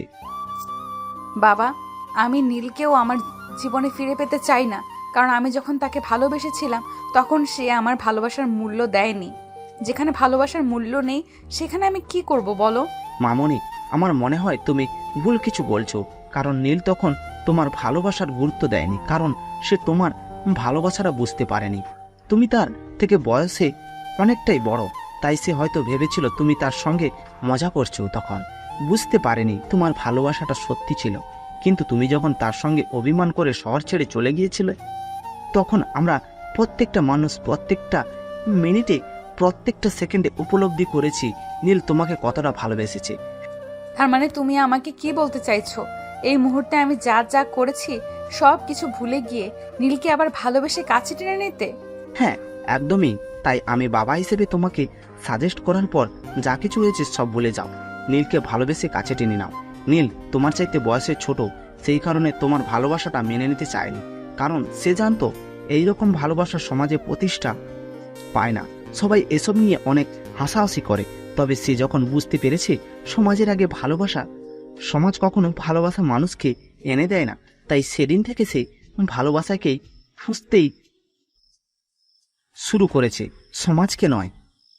নেহা তখন দেরি না করে নীলের বাড়িতে চলে যায়, আর এসে দেখে নীল বাড়িতে কোথাও নেই। তাই সে তার বান্ধবী রিমিকে জিজ্ঞাসা করে, কিরে রিমি, সারা বাড়ি তন্ন তন্ন করে খুঁজে দেখলাম কিন্তু কোথাও নীলকে দেখতে পেলাম না কেন? নীল কোথায় গিয়েছে? কি হয়েছে নীলের? এই নীলের শরীরটা গতকাল রাত থেকে ভালো যাচ্ছে না, একটু পরপর হাত পা ঠান্ডা হয়ে আসছে, জ্ঞান হারাচ্ছে। আমরা সবাই তাকে নিয়ে অনেক আতঙ্কে আছি, তাই কিছুক্ষণ আগে আমার মা তাকে হসপিটালে নিয়ে গেছে, আর তার অবস্থা নাকি খুবই খারাপ। কি বলছিস তুই? কিভাবে হয়েছে এসব? আর তারা কোন হসপিটালে আছে আমাকে কিছু বলতে পারবি? তখন সবকিছু খুলে বলে। শান্তি পেয়ে তখনই হসপিটালে চলে আসে। হসপিটালে এসে দেখে নীলের মা হসপিটালের বারান্দায় পায়চারি করছে। তখনই নেহা ছুটতে ছুটতে গিয়ে নীলের মায়ের কাছে দাঁড়ায় আর জিজ্ঞাসা করে, আন্টি কি হয়েছে নীলের? নীল এখন কেমন আছে? কিছুই বলা যাচ্ছে না মা। ডক্টর যতদূর বলেছে সে নাকি মানসিকভাবে খুবই বিব্রত, ইদানিং মানসিক চাপের মধ্যে দিয়ে যাচ্ছে, তাই এরকম হয়ে যাচ্ছে। এখন কি অবস্থা নীলের? নীল এখন কেমন আছে? ডক্টর কি বলেছে? নীল ঠিক হয়ে যাবে তো আন্টি? ডক্টর জাকির করানোর জন্য নিয়ে গেছে, তাই আমি এখানে অপেক্ষা করছি। আমি এখনো কিছু বলতে পারছি না, ওই তো দেখা যায় ডক্টর বের হচ্ছে। ডক্টর, আমার নীল কেমন আছে? তার খারাপ কিছু হয়নি তো? সে সুস্থ হয়ে যাবে তো? দেখুন, আমি নিশ্চিত হয়ে কোনো কিছু বলতে পারছি না, কারণ রুগীর হার্টের অবস্থা খুব একটা ভালো নয়। সেই ইদানিং খুবই মানসিক চাপের মধ্যে জিয়ে যাচ্ছি, সেটা অনেক দিন ধরেই। তাই সবই উপরওয়ালার হাতে ছেড়ে দিতে হবে। তিনি চাইলে নীল আমাদের মাঝে সুস্থ হয়ে স্বাভাবিক অবস্থায় ফিরে আসবে, আর নয়তো খারাপ কিছু হয়ে যেতে পারে। তাই এই মুহূর্তে আল্লাহর উপর ভরসা করা ছাড়া কিছুই করার নেই। ডক্টর, এইভাবে বলবেন না প্লিজ। নীল আমার একমাত্র ভালোবাসা। নীল আমার জীবন থেকে চলে গেলে আমি কাকে নিয়ে বেঁচে থাকবো? আপনার যত টাকার প্রয়োজন হয় আমি দেব, কিন্তু নীলকে আমি সুস্থ অবস্থায় বাড়িতে নিয়ে যেতে চাই। দেখুন, বললাম তো এখানে আমাদের কোনো হাত নেই। আমরা আমাদের সর্বোচ্চ চেষ্টা করছি, কিন্তু রোগী কোনোভাবেই মানসিক শক্তিটা পাচ্ছে না, তাই আমাদের লাগে ফিরিয়ে আনতে খুবই কষ্ট হচ্ছে। তাই তো বললাম সব কিছু উপরওয়ালার হাতে, তিনি চাইলে সব সম্ভব হবে। নীলকে ফিরে আসতেই হবে, কারণ সে আমার একমাত্র ভালোবাসা। তাকে ছাড়া আমি আমার জীবনের কোনো মূল্য নেই। ঠিক আছে ডক্টর, নীলকে কি কেবিনে শিফট করা হয়েছে? আমি কি তার সঙ্গে কথা বলতে পারি? তাকে 5 মিনিট পর কেবিনে শিফট করা হবে, তবে 1 ঘন্টার আগে কেউ তার সঙ্গে কথা বলতে পারবে না, কারণ আমরা তাকে ওষুধ দিয়েছি কিছু সময় বিশ্রাম থাকার জন্য। তারপর কি হয়? 1 ঘন্টা পর। নীল প্লিজ কথা বলো। তোমাকে আমি হারাতে চাই না। আমি আমার জীবনে অনেক কিছু হারিয়ে ফেলেছি, কিন্তু এখন আর তোমাকে হারিয়ে ফেলে আমি বেঁচে থাকতে পারবো না। প্লিজ নীল, তুমি ফিরে এসো। আরে নেহা, কি হয়েছে তোমার? তুমি এভাবে কান্না করছো কেন? আর আমি কোথায়? এটা তো দেখে হসপিটালের কেবিন মনে হচ্ছে। আমি এখানে কেন? বাবা, তোর জ্ঞান ফিরেছে? আলহামদুলিল্লাহ। আমি তো তোকে অজ্ঞান অবস্থায় হসপিটালে নিয়ে এসেছিলাম। কি হয়েছে তোর? শরীরটা এখন কেমন লাগছে আমাকে বল। এই তো আলহামদুলিল্লাহ।